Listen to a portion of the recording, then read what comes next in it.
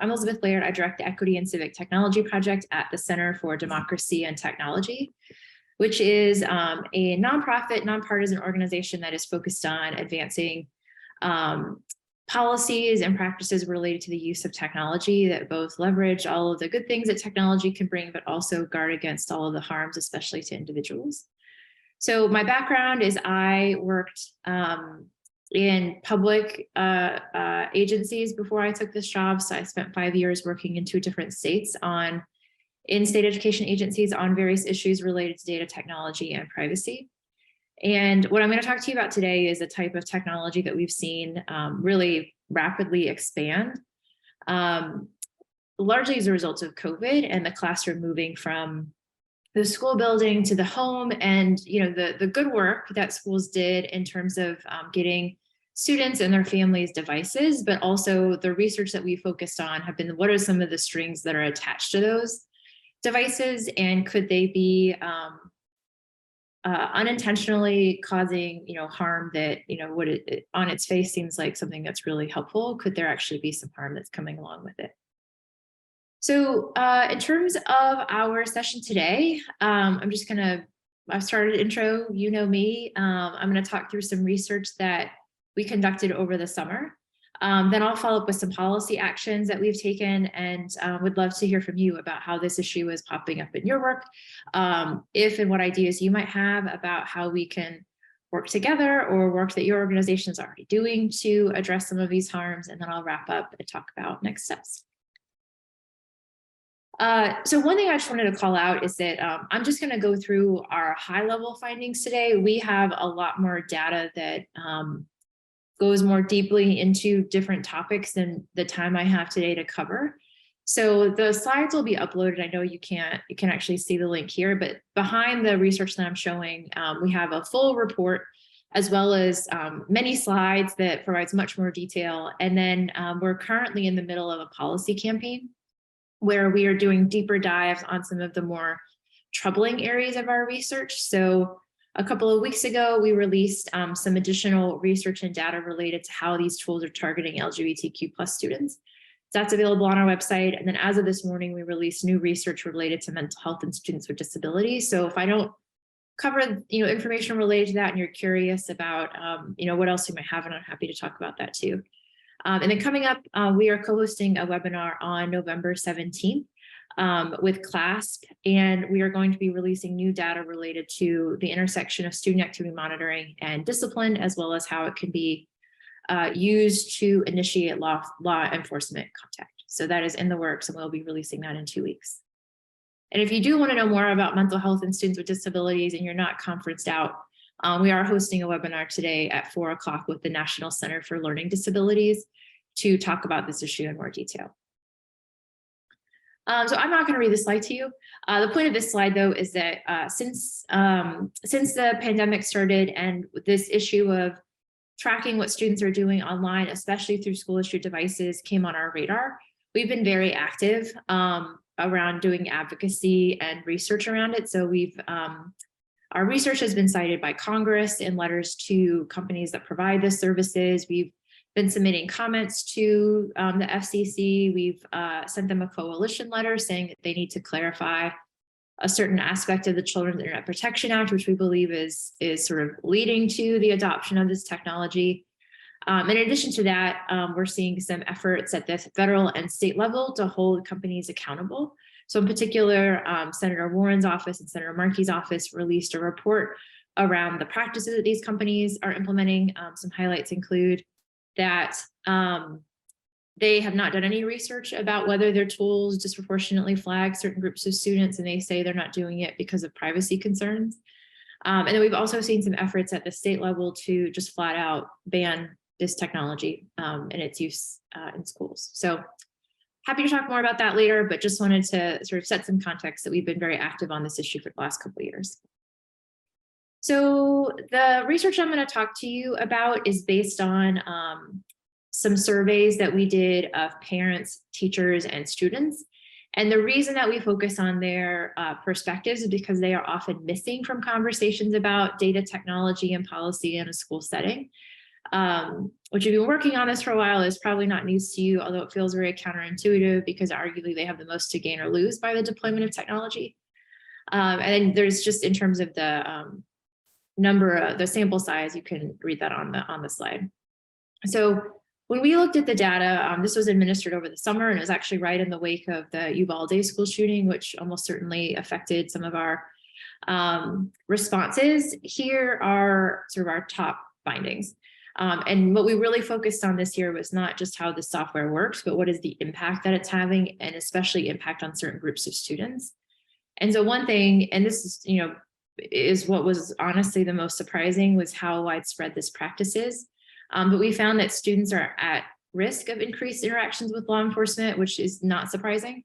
What was surprising, though, is how widespread it is. And I'll talk about some of those numbers in a minute, but we asked students and teachers, have you been contacted by law enforcement, or do you know someone who has been? And similarly, what is your school doing after hours, and what is the role of law enforcement? So I don't want to scoop myself, but spoiler alert, it was much more widespread than we anticipated. We also found that LGBTQ+ students are disproportionately targeted for outing, or for action, including being outed. And so we wanted to dive into this because after our last round of reporting, there were some stories about students who, because certain things had been flagged by the software, were outed, which means that their gender identity or their sexual orientation was shared with either the school or with their family without their consent. So we wanted to know just how widespread that was. And it is certainly not uncommon, especially among that community. What we also found is that they are experiencing other disproportionate kinds of actions too, some of which can be harmful to them. And then last two key themes, and then I'll go through some of the research in more detail, is that these tools can negatively affect students' mental health. And the software is being largely marketed as a tool to keep students safe, especially related to their mental health and trying to identify students who might be putting out signs that they are considering harming themselves so that they can be sort of supported before anything bad happens. But our research shows that, in spite of those good intentions, that students are actually experiencing negative mental health effects from this technology, which I'll dive into more deeply. And then the final point that I want to make is that certain groups of students, especially Black and Hispanic students or students from low-income families, are at a greater risk of being harmed by these tools than their peers.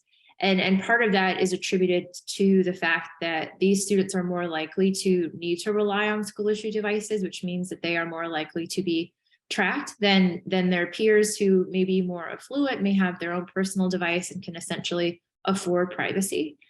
And because of the way that these tools are used, and they can be used for disciplinary purposes, and in fact, that's actually quite common, we see certain groups of students like Black and Hispanic students being disproportionately harmed from this. And in particular, they're being disciplined more than their peers. So just to give you some information about what our research shows, so we found that student activity monitoring is widespread and is actually increasing. And we didn't necessarily expect to see this, because if you think about the past school year, most students were back to school in person. And so we wondered, are you actually going to see fewer schools using this technology because students are physically on school campuses again? And so the need to track what they're doing when they're at home is less necessary, because they're just not as home as much as they were during the pandemic, when that was the primary place where instruction was being delivered. So our research shows that 89% of teachers say that the school uses technology, and that is actually up 5 percentage points from last year, which is a statistically significant increase. So, even though students are largely back to school in person, we're not seeing this software become less common. We're actually seeing it, at least in terms of what teachers are reporting, becoming more common. And in sort of a forward-looking way too, we were wondering, well, are schools going to continue to provide devices? Is this going to, continue to be an issue? And so what we saw is that schools are continuing to provide devices. So 95% of teachers said that their school provided in the past school year. 96% say that they're going to do it in the coming school year. So the issues that we're going to talk about today are not just COVID related and issues that are going to go away. The technology is increasing. The commitment to continue to give devices is still there. So all the things that we're going to talk about have a longer shelf life and continue to need to be addressed. And then finally, in terms of the extensive use of this technology, we wanted to know, when is this technology working, and where and how. And so most of the tracking is happening on school issued devices. Although it's not an insignificant amount that's happening on personal devices, usually when a student's logged into a school account. So 80% of teachers say that it's used on school issued devices, another 18%, and it can be both, but 18% say that it's used on personal devices. And fewer than half of teachers say that this tracking is limited to when school is in session. So the majority of teachers are reporting that it's happening either on school days and after school hours, or 24 hours a day, 7 days a week. So it's not really limited to when school is actually in session. It's happening a lot more often. And so I sort of talked about this already, but in terms of why this technology is being deployed, we see strong support for it, especially when it relates to identifying threats to student safety. And I think in particular, this is when the timing of the survey matters a lot, in that the Uvalde school shooting had just happened. And so we do see, pretty strong support among parents and students when this tool is used to keep students safe. And in particular, when it is used to keep students safe from threats of harm or mass violence. And similarly, when it's used to keep students safe from harming themselves, or if a student is experiencing a mental health crisis. But what we found is that while that may be where the support is and the stated purpose of it, it is actually far more common for this tool to be used for disciplinary purposes. So 78% of teachers say that their school uses monitoring software to flag students for disciplinary action. And this to some extent goes counter to the stated purpose of these tools and what the companies themselves have said the purpose of it is. And you can see that of those 78% of teachers, 59% say that students have actually been disciplined on it. So it's not just being flagged, they're actually, action is being taken. And that is more common than the 54% of teachers to say that the software has been used to refer students to a counselor or other qualified adult for behavior-related or mental health intervention. So discipline is way more common, both in terms of identifying students, but also in terms of the actions that schools are actually taking. And then the third point, which I already sort of talked about, is that we're seeing disciplinary actions fall along racial lines. So Black and Hispanic students were more likely to be disciplined because of this software than white peers. And there's an extensive body of research outside of what we do that shows that this is not a problem that's specific to this software, but this software does entrench and exacerbate the disproportionate discipline that we see, particularly among Black students. With a tool that is ostensibly supposed to be used to keep students safe. So we think that there's a really important conversation to have around that too. So in terms of mental health implications, some of you may have heard of something called the chilling effect. And essentially what it means is that someone is less likely to express themselves, they're less likely to access resources, like they really self-censor their behavior and what they say because of knowing that they are being tracked and monitored. So what we wanted to know is, when we ask students that, are they experiencing this? And so half of students said that they do agree that they're uncomfortable expressing their true thoughts and feelings online when they know what they're doing is being monitored. And there's a pretty a body of research that shows how this can be harmful across the board. I would argue that it's even more harmful in a school setting when that is the place where you want students to express themselves and you want them to learn and you want them to be able to make mistakes. This, some of the other issues that we talked about, you could say we're not going to use this tool for discipline. In a minute, you could say we're not going to share this information with law enforcement. I don't see how any modifications to this tool will get you around the chilling effect. This is like an irreconcilable difference where if you're using a tool like this is just something that you have to accept and should factor into whether, this is actually supporting your mission as a school and educating all students, or if it could actually be undermining, the whole reason, you go to work in the morning. And then when it comes to the chilling effect, this experience was even higher among students with a learning difference or a physical disability. So it's not experienced equally across all demographics, and some of the students who are more vulnerable are actually more likely to feel this more acutely and less likely to express themselves. So when it comes to law enforcement, and I previewed this already too, this was the number when we first saw the data that I was quite shocked by. And that number is that 44% of teachers say that student activity monitoring has led to students being contacted by law enforcement. Because up until this point, there were a couple of news stories about, schools having this practice, but, we really just didn't know how widespread this was. And seeing that almost half of teachers say that they know of a student who's been contacted by law enforcement because of this tool is very significant. And it's in part explained by the next data point, which is that 37% of teachers at schools that use this technology say that outside of school hours, they automatically forward this information to law enforcement. So this is not an unintended consequence. This is the way that schools have configured these systems to routinize and give access to students, and not just students anywhere, but like students in their home. That is, systematized.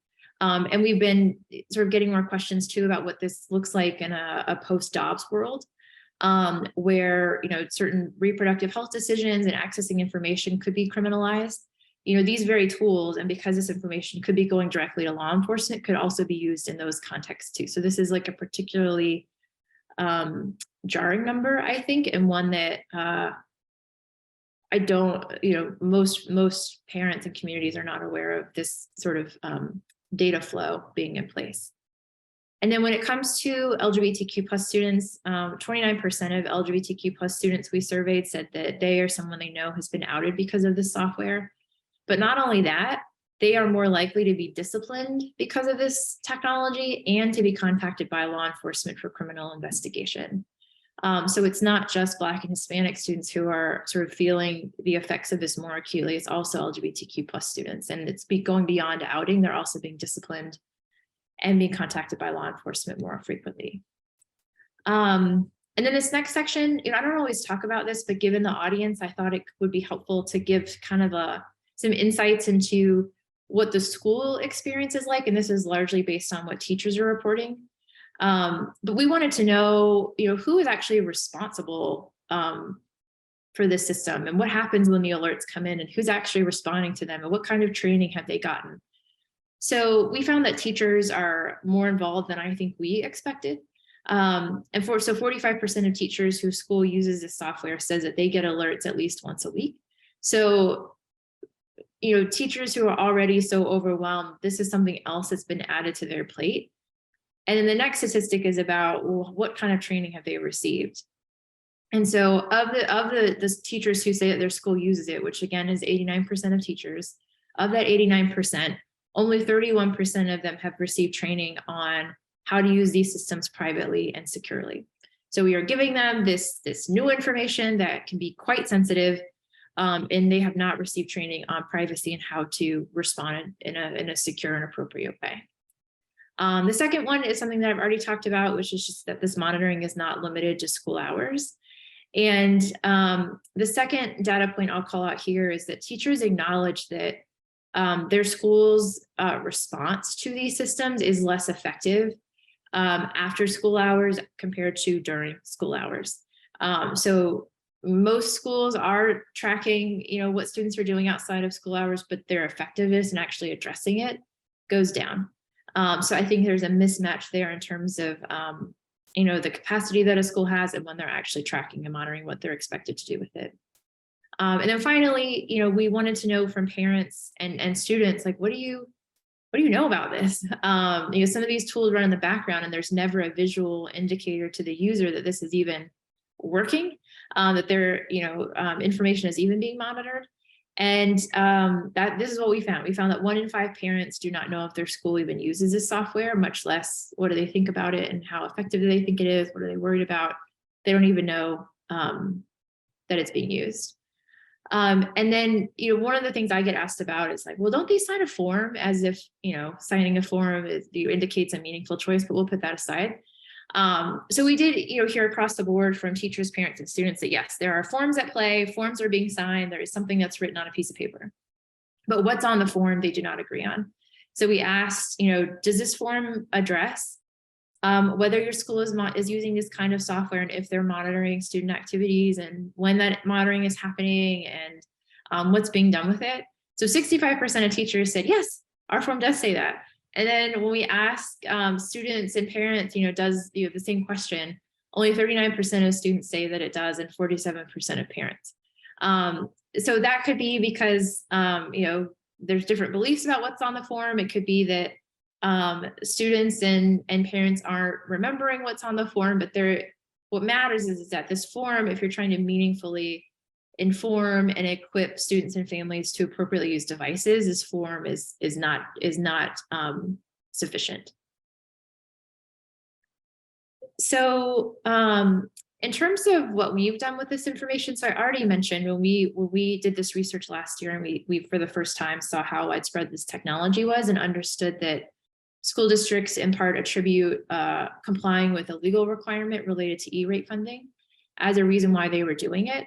We sent a coalition letter to the FCC, and we're still working to get that clarification. But what became very clear to us when we looked at this research is that the groups of students that I've talked about, there are already protections for them in law. So there are protections by race, there's protections for sex, and there's protections for disability.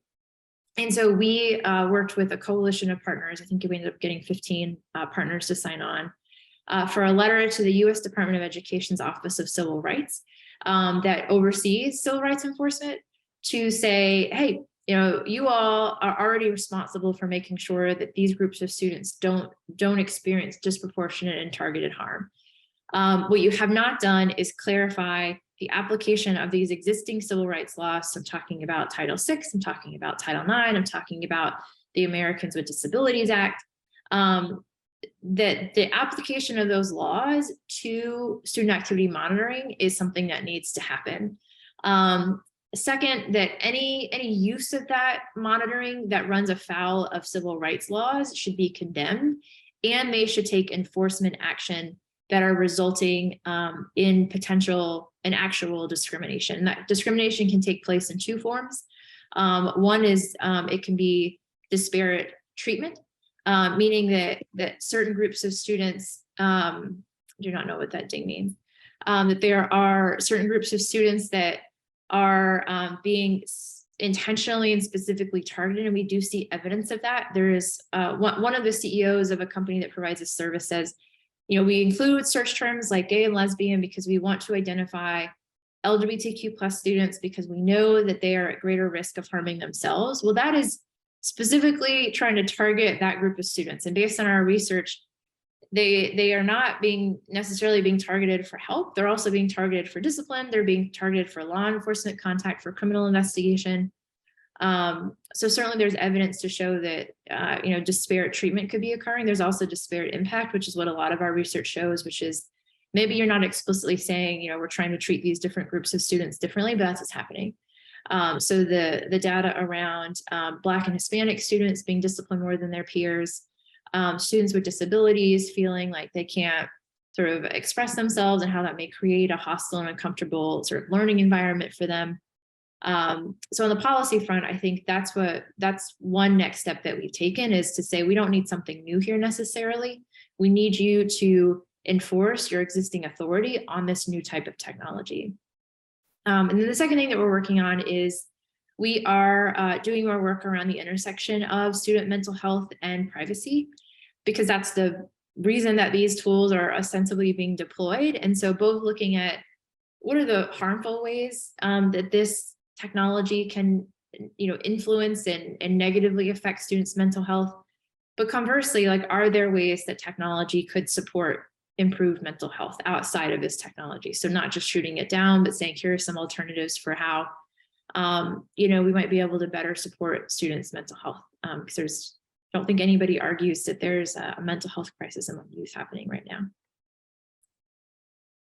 Okay, so this is where I stop talking, and to be honest, I can't see the participants. I'm not sure how many folks are on, but would invite y'all to come off mute or ask questions in the chat. And I look forward to hearing what's on your mind. I have a question. I don't know if you can see me or not. First off, this was, I'll say awesome, but kind of unawesome because it's disturbing. But I guess I have two questions, and it's kind of like at the extremes of what you described. Like on the front end, have you done any research or have any information about like the procurement process? Like when districts or schools decide to buy this technology, are they like informed or taught anything, or are they just taking the vendor's word for it that this is how this operates? And then at the other extreme is once a child is flagged or been disciplined, what is the recourse of the child and the parent? So those are my two questions. Yeah. Or can you share like where you are and who you're with? Because it's a small group. I'd love to just hear a little bit more about you too. Oh, I'm in Tampa, Florida. I actually had a fellowship with the Aspen Tech Policy Hub, where I looked at what they were doing here in Florida, which has now kind of spun off into what we see in Pasco. But when they're building the Florida School Safety Portal, where they're just gathering all this data to try to predict if a student would be the next school shooter. So that was crazy, but right now I'm working on my own nonprofit. Well, I have one nonprofit called the AI Education Project, but now I'm spinning off to do my own thing. So yeah. Well, if you're in Florida, you've been very busy with that work. Yeah. The state system and then what was happening in Pasco is pretty wild. Yeah. Okay, so in terms of on the procurement side, so I didn't talk about this as much, but last year we did a series of interviews with 7 school districts to just understand like what is going on here. what are y'all doing? Why are you doing it? And I think on procurement, and it's not specific to this type of technology. I think it's common across a lot of ed tech or just tech products that school districts want to use, which is that, they're oftentimes outmatched when it comes to, the company's lawyers or their agreements or, ways that they can and can't customize their tools or ways that they're just even willing to customize their tools. And I think that's true here. And it bears out in some of the responses to Senator Warren and Senator Markey's letters that went to the companies. So one example is, does your product, and when I talked about like when monitoring is happening, they asked 4 companies, only one of those 4 companies even has a feature where you can limit the monitoring. They all otherwise just by default will track 24 hours a day, 7 days a week. So I think, but it's not specific to this. I want to just pick on this. I think it's sort of generally that, when school districts are negotiating contracts with vendors, I think a lot of times they just get out negotiated. Or in the case of this software, if you are under a lot of pressure and you have parents, and this is very much happening in Florida, who are saying, you need to do something now. I want to make sure my child is safe.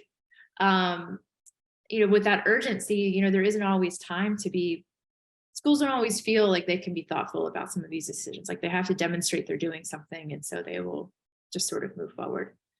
But one thing I think is interesting and we haven't done, and I don't know if you would be interested in doing it, but there's a lot of like the contracts, and if they're putting out requests for proposals, those should all be public records. And so one of our a group that we worked with in the past is the Brennan Center for Justice. They did an analysis on social media monitoring companies where they I think they got a subscription to some kind of procurement database and looked for the companies that they know are providing these services and then did research based on that. Something similar could be done here of like, let's see your RFPs, let's see your contracts, let's see your data sharing agreements if you even have them. So I think that's sort of on the procurement side, what's going on. And then on the sort of what is the recourse when students are flagged? I mean, like I would add, you know, how long is that information kept? Who has access to it? You know, sometimes we're families are finding out this technology is happening when their student has been flagged. So I think there's a lot of questions about, and that's kind of what we asked about, like, well, who even gets this information? Because we don't even, you know, it should go to the school somewhere, but is it actually going to a mental health professional? And we found teachers are really involved, which was surprising given how much they have on their plate. So, you know, well, and I guess like just in terms of the issue of like kind of like recourse. So let's say that you're flagged and you don't think that you should have been. You know, at least at the federal level, parents have the rights to request that anything that's inaccurate is corrected. That's part of an education record.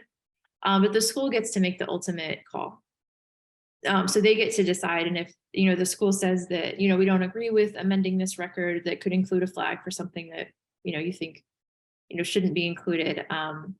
They do have to include a note that says, hey, this parent requested it and we denied their request and this is why. But, you know, there's not a lot of, you know, parents unfortunately don't have a ton of rights when it comes to the use of this kind of technology. You can't opt out of it. I mean, you could opt out of using a device, but some schools require that you use school devices. So, you know, there's a lot of issues with, you know, recourse. And I mean, it's hard to even get to recourse because I'm like, well, can we just figure out, can we like find a way to let parents know what's going on in the first place?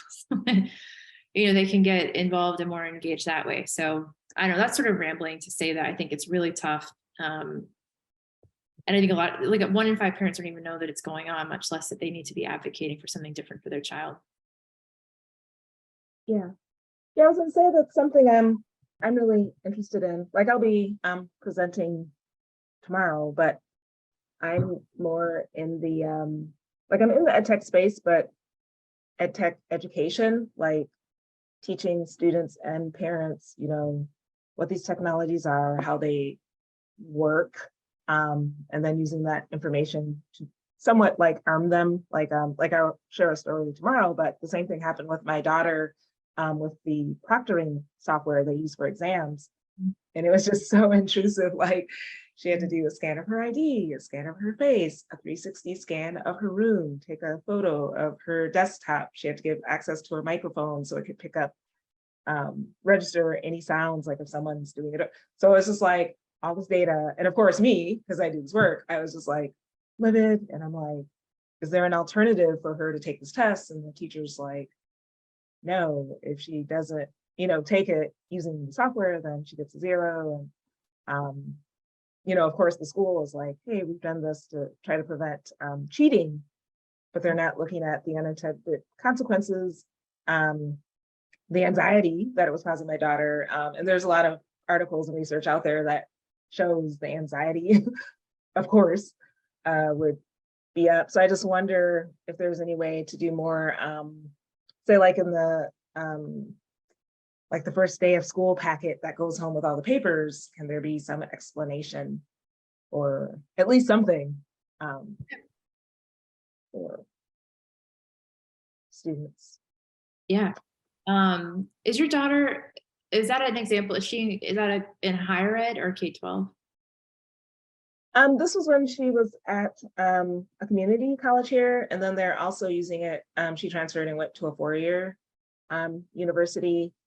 I don't know. I know they're using it in higher ed. I think over the what is it, during COVID, when everyone was at home is when they really saw it just shoot up.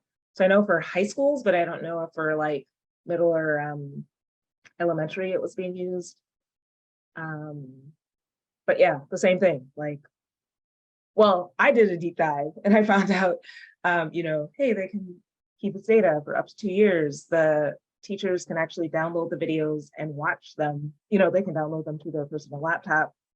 And just like, that's very problematic, because the students are like in their homes. Yeah. They also have access to their IP addresses.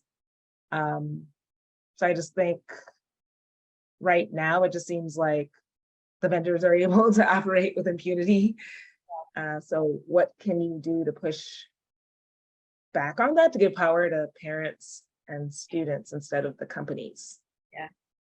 Yeah, I mean, part of what we're trying to do in our work is just raise awareness, and in part by documenting that this is happening. Because I think, you know, I just think it's kind of easy to dismiss, just a handful of vocal parents. I think it's harder to dismiss this kind of quantitative data that shows, this is nationally representative, conducted by a third party with independent, research skills, where their reputation is online for what they release. So I think just raising awareness around it. And I'll say, like, since I've been working on the student activity monitoring issue specifically, we get a ton of press requests about it, which I think is a good thing. Because I think, hopefully it trickles down and folks start to get more, more aware of it. And I think the other place, like I said, we're trying to influence is calling out how this may actually be illegal. Like, you may actually be violating civil rights laws given the impact that these tools are having. And I think, I would love to see the Department of Education take more of a proactive stance on it, but even at a minimum, like filing an administrative complaint that they would have to investigate to see, are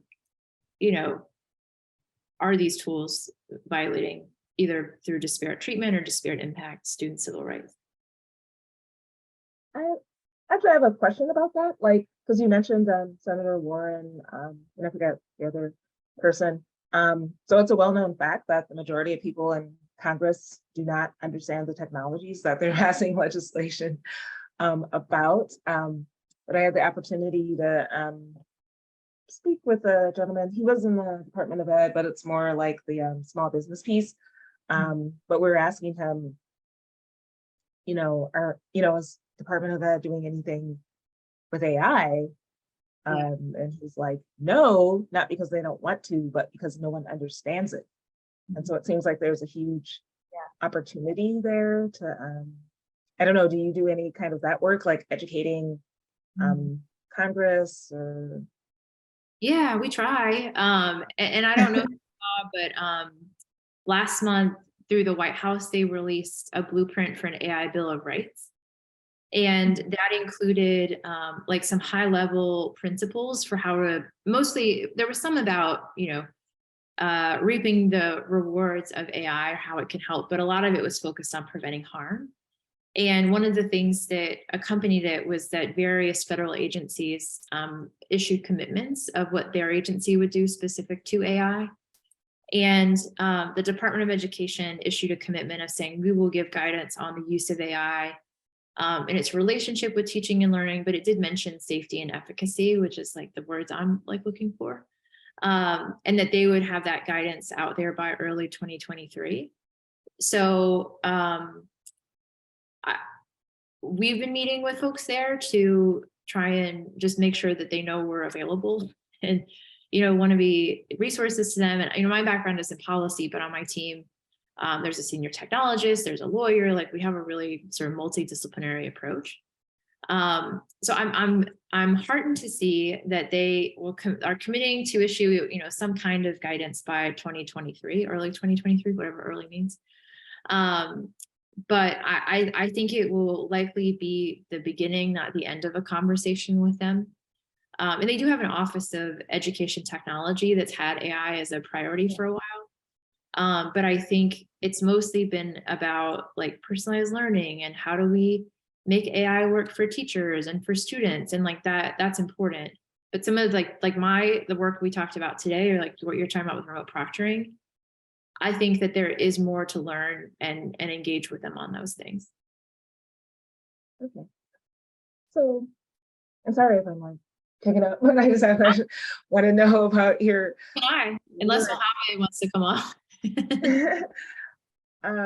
So I wonder about, because like with my previous nonprofit, like we were able to, do some things with Office of Science and Technology policy, Mhm. policy and just different groups. But it seems, this is just me, they're not really taking a critical view, kind of like the work you're doing of the technology. It's more like idealized, like, look what AI can do, look what, and it's all like rosy, and they don't really look at the harms and the consequences. And if they do, it's kind of like, oh, that was a glitch. So how do you, and then the people who comprise, like when you talk about the guidance, that concerns me because it's like, who's making this guidance? Is it like high level people in tech that are trained at like the handful of schools like Harvard, Yale, Princeton, Berkeley, Stanford, which it normally is. But where are the sociologists? Where are the parents? Where are the people from Yeah. Black, brown, different communities that are helping to make this guidance? Sure. Yeah. I mean, and I can't speak to who all they've engaged. I know we've sort of invited ourselves to, get to know them. And then I think if you haven't looked at the AI Bill of Rights, I think you'll be, it's not perfect. But I do think it's one of the first sort of, coming out of the White House, like high level acknowledgements of the harms around AI, and that federal agencies need to play more of a leadership role in addressing them. So it's definitely not perfect. There's still more work to do. There's a ton of questions like you're raising about process. And now that we have these commitments, well, great. Like, who are you going to talk to as you're fulfilling them? What if it comes out and doesn't go far enough, or there's things that are missing? It's not like you check AI and bias prevention off your list. Like, we did it, we can move on. Like, it has to be an ongoing thing. But I do think that it's a step. It was a step in the right direction. And I think it's helpful that it came from the White House, so like from the top, of the executive branch, that this is something that is important to them. And other agencies did go further than the Department of Education. So other agencies have more specific and more targeted deliverables that are more focused on the harms of AI and how do you curb them. So I agree with everything you're saying. I'm also just adding that I do think that was a step, like a late breaking hot news, just if you're like us and follow these issues, you care about it, on leadership in AI, and acknowledging, to your point, it's not all good, and it can actually be quite harmful. Okay. Yeah, I definitely will check that out. And I also just wanted to ask about, like it says, the winter, you'll be offering guidance on students' mental health and technology. Like, is that through a webinar, or how will you be disseminating? Yeah. Well, I got to tell you, I don't know yet. I'll tell you. I'll tell you kind of where we are. So I think, in all of our work, and I didn't go do my whole spiel about my organization and my team, but I think we try and be not just shooting ideas down, but trying to offer, like, here's what you can do instead, or here's like a positive use of technology. And so in this space where we're certainly see a lot of harm around student activity monitoring that's being done in the name, in part, in the name of keeping students safe and protecting their mental health, we wanted to look at, well, what are other ways that data and technology might be coming into play with mental health that might actually be more positive? And so the use cases that we're planning on looking at are, one is this kind of surveillance tech of, like, we're going to watch what you're doing, and we're going to wait for you to visit a website that we think could indicate, you're thinking of something bad, and then we're going to swoop in before, you do it. That's one thing. You could probably tell where we're leaning in that guidance, but I won't, we're still in the process of it. The second use case that we see, which again could be helpful, but also could be problematic, is when schools are just trying to understand what are the mental health challenges of their students, which they largely use to direct like school or district-wide policies or programs or resources. So an example would be, we're really concerned about substance abuse, but what we're actually seeing is this other kind of mental health issue. So we should redirect issues. I'm making this up, by the way. It's not like a real data example. But with limited resources, like how can schools just kind of assess and understand what mental health challenges their student body is having, so that they largely use that information at an aggregate level. So it's not like, what is Aura struggling with, or what is Elizabeth struggling with? It's sort of across our student body. What are the challenges we're seeing, and how can we have the right partnerships, direct the right resources, whatever. But you're still, and even though they'll say these tools are anonymous, they oftentimes will ask your grade, your gender, your race, all these other demographics where, it's not actually anonymous, because, if you know enough about, a student record and you have some knowledge of the school, you can figure out who students are, and you're asking very sensitive things. So there's some promise there. There's also risk. And so looking at sort of that type of use of data and technology. And then the third one we're looking at are just technologies that are explicitly designed to provide resources and support to folks who are, need additional mental health support. So that can include telehealth. It can include, meditation apps. It can include, tools that are intended to sort of support communication between teachers and students. And this was more common in the pandemic, but you don't, during the pandemic, even like in our jobs, right? Like you don't get to just talk to people anymore. You jump on a call, like specific agenda, and you don't get the just interaction and relationship building. So sort of looking at a third kind of bucket around how can technology actually help, so that when we're talking about all the limitations of this particular type of technology, we can also offer alternatives that could get at the same end, but not introduce the same types of risks that we're seeing happen around this. So how we'll disseminate it, I don't know yet. We're still working on, what our guidance even looks like around those topics, but those are sort of the areas that we want to do more looking into. Okay. And is there, it says, a webinar series on the activity monitoring impact on students of color, LGBTQ, and those with disabilities? Like you had mentioned that, majority of parents don't know this is happening. Is that something also that you could do, kind of like maybe a checklist or something for parents? Hey, ask these questions to find out. So it just becomes a standard thing. So then they're not caught off guard. More I like think a we preventative can. measure. I mean, to be candid, where we struggle, we're a national organization that's based in DC. So we can make the resources. It actually is hard for us to get them to the right people. So we don't normally, we've been on the past, we'll do stuff that's more targeted to parents or teachers, but we'll partner with someone on it. Because otherwise, we can write, it's like the field of dreams, we can build our checklist, but nobody will come. So that's something, before we were to write it, we would make sure we had a strong part. And we worked with Marika on community engagement work. So that would be something where we could do it. But we would want to make sure we have the right partner to both inform the content. One example is we did some focus groups because we wanted to do, what did we call it? I think I called it a toolkit for parents. And when we did the focus groups, they're just calling it a toolkit made it sound like it was provided by a company, and you'd have to pay for it. So there's, we live in our bubble like a lot of people. So anyway, just as an example of why when we're trying to reach a new audience like that, we would not go it alone. We would find a partnership with a parent organization, for example. But yeah, so we ended up calling it a guide, because toolkit, they were like, well, how much are you going to charge for this? And we're like, nothing, it's free. So, yeah. Another example too is we're talking about the survey of understanding what students' mental health needs are. Sometimes those are called school climate surveys. And in my last job, I worked in DC government, and that was part of our school accountability system. And when parents heard school climate, they thought it meant literally the temperature in the school. What's set on.